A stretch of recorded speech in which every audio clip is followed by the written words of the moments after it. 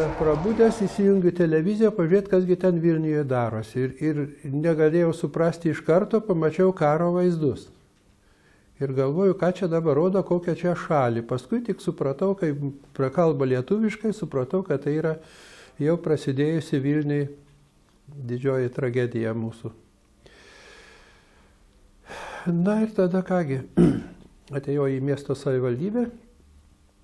Čia jau buvo užblokuotas gatvės, pradėjo rinktis žmonės, kurių per kelias valandas prisirinko pilna aikštė, o savivaldybės salėje antrame aukšte jau buvo susirinkę aktoriai, kurie skaitė eiles, buvo iš balkono kalbama susirinkusiems, teikiama informacija, kuri gaunama būdavo per televiziją ar telefonais iš Vilniaus, perduodama aikštėje susirinkusiems žmonėms, buvo dainuojama. Na ir kaip sakant, keliama žmonių dvasia. Nuotaika buvo, sakyčiau, gan tokia ir prislėgta, ir labai iškilminga, ir su tokia viltim, kad vis dėlto negali būti, kad tiek žmonių nuėjusių ginti mūsų šalies laisvės Vilniuje, kad jie ten būtų sutrypti visiškai galutinai ir kad juos gali kas nors nugalėti.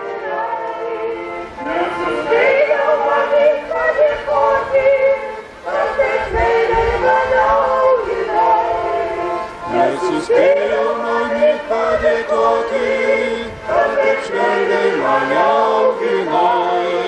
Pailsėjo vargėlį mečeliai, ir mažėlį tėvelius tėvai, nepalyšiu aš. Sovietų tankai atsitraukė ir, žinoma, mes netekom pačių garbingiausių ir geriausių savo tautos sūnų.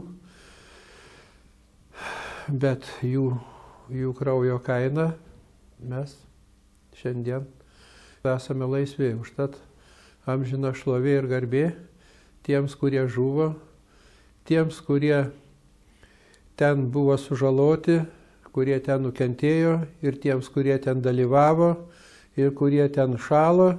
O taip pat, žinoma, reikia atiduoti duoklę ir čia pat Šiauliuose buvusiems žmonėms, kurie ir čia statė barikadas ir saugojo miestą, ir saugojo televizijos bokštą.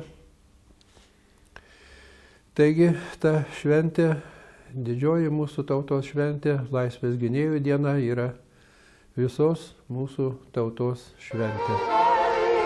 Nepamiršiu tavęs, Vilnius, kad pavirtęs kaip ąžuolas giriau puikus, lauks teismo dienos paskutinės.